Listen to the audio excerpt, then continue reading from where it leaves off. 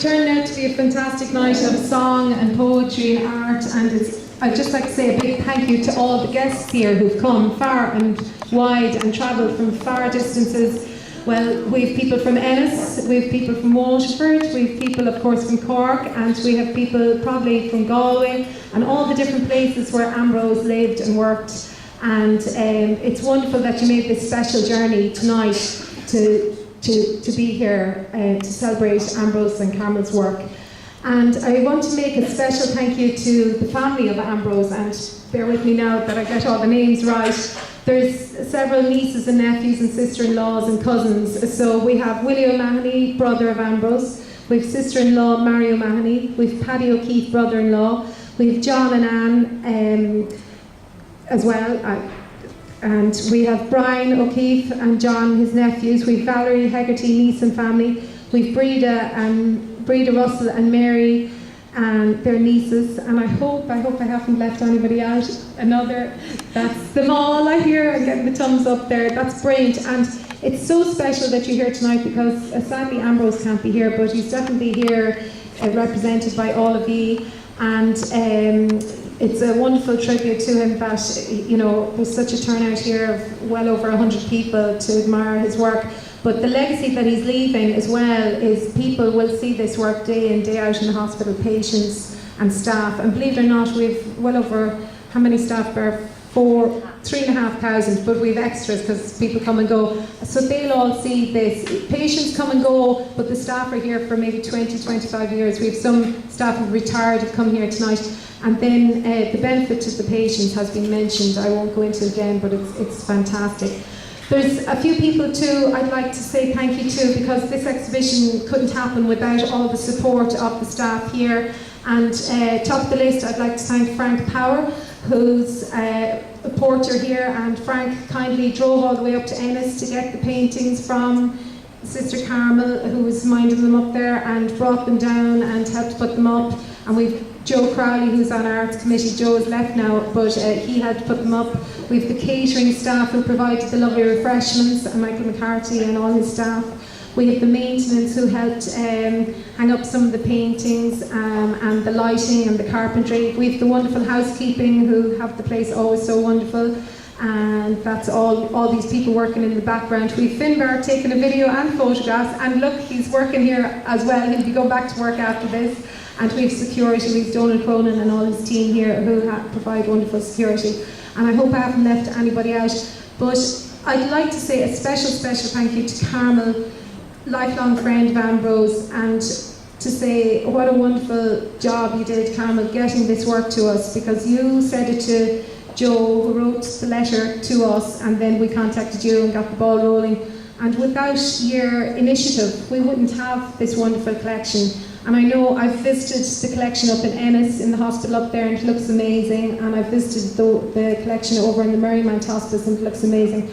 And I know we're going to do justice here up in the wards. And Carmel and Ambrose, thankfully Ambrose got to visit the hospital, and we went around up to the wards on level 3 and 4 to see where we might put it. So he saw some of the places where the work will eventually go, because we've new wards kitted out up there. So I think that's very special that he saw where the art will go, and he came here as well, and we had a meal.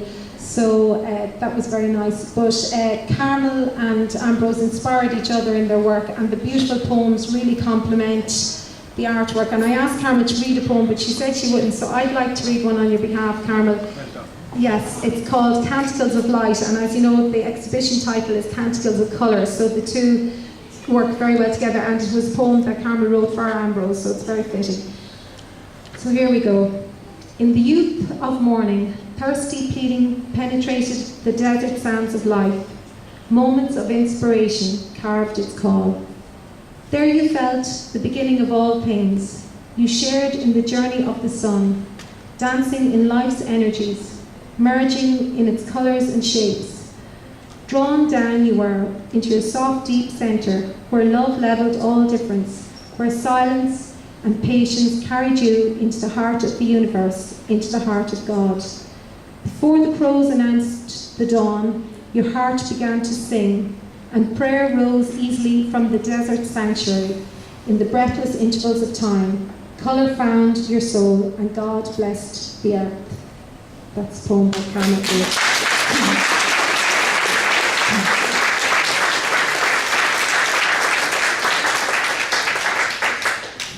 I'd also like to thank the Franciscan community here, and Brother Eugene Barrett, who's representing them here tonight, and I see other brothers here as well. It's so wonderful that you're sharing your talent in so many ways of the community all the time, and then the artistic talent as well. Thank you so much. And I'd like to thank some members of our art committee who are working behind the scenes. We have Barry Baker here tonight, we have Michael Hanna, we have Sharon McCarthy, and we have Joe has been here already, and I'll leave anybody else. Ken Walsh was here, he had to go, and there's other members who couldn't make it here tonight from Sherkin Island because of the ferry and the bad weather and everything, but they would love to have been here. The art collection started here a number of years ago with some of our art committee members when their own family were ill in the hospital, and they were told, you know, that it was the worst case, that you know, but instead the best case happened, because that's the way we do things here in Cork. We try and send everybody out wonderfully healthy, and so they donated loads of art then and got all their friends to donate art to the hospital, and that's how the art collection started. But this is the largest amount of art donated by a single person to the hospital. It's 54 paintings in total, and then we have the poetry as well of 10 different beautiful poems to accompany it. So I actually think that it's probably the largest amount any person has donated to any hospital in Ireland. So that's really a wonderful achievement. And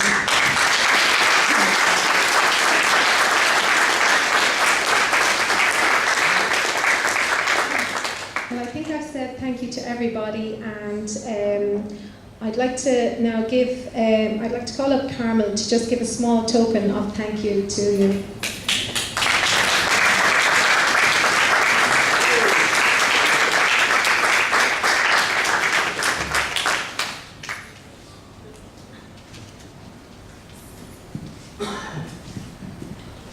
That's just a small token, Carmel, of flowers, and we also have a book of poetry for you. Oh, and we have a book of poetry, or we have a book of artworks for Ambrose. So I just get you to take that on his behalf. And we have beautiful photographs of Ambrose here as well. So thank you very much, Carmel, for all your wonderful work with you.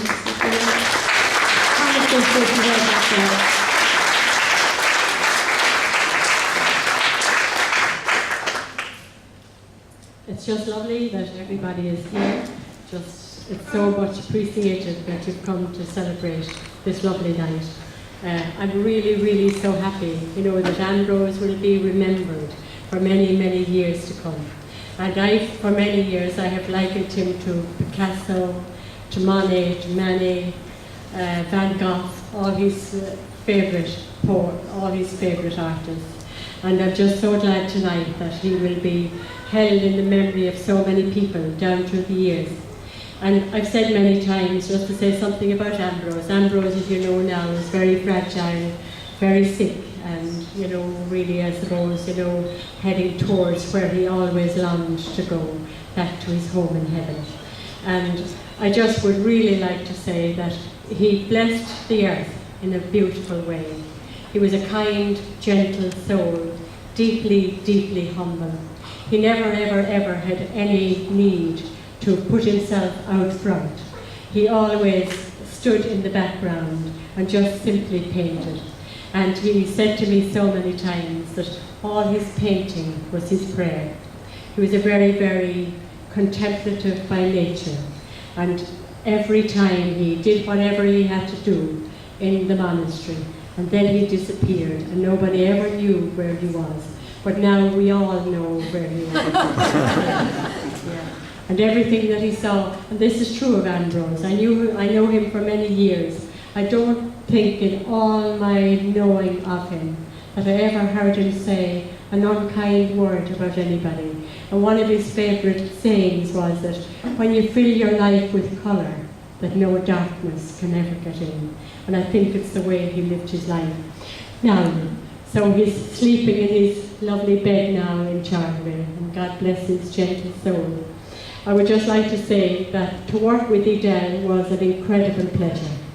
She really and truly just made everybody and everything so warm, so welcoming.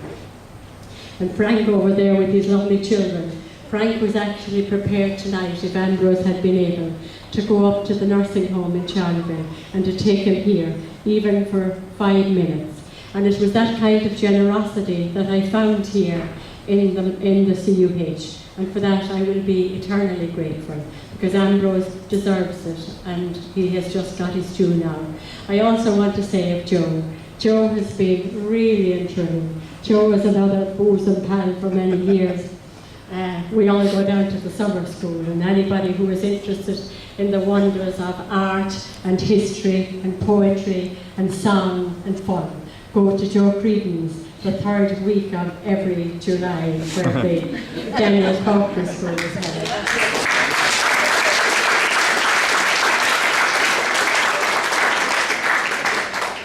And I would also like to say that really it was Joe that found all the venues, and you know, Marymount found here. Ambrose has 32 paintings in the St. John of God nursing home in Ennis. He has given just 21 recently to the addiction centres in Cork, and probably the greatest boast of my life is that he has them in the Vision Centre in Cork, and that's the street that he was born in. And if Ambrose had the awareness now, I know how proud he would be. So that's really, so I'd just like to acknowledge too, a few of his lovely friends of many years are here too. Sister Enda, Anne Levy, Noreen Flynn, these are all great artists, you know. I'd only be trotting after them, but I'm very happy. I don't wish to mention people's names, because you always run into trouble, because I could mention so many people. But for a quiet, gentle soul, he had many friends, and they were great friends. So this night, may God watch over him, and I thank each one of you very sincerely for coming and making it such a special night for us all. Thank you, Carmel.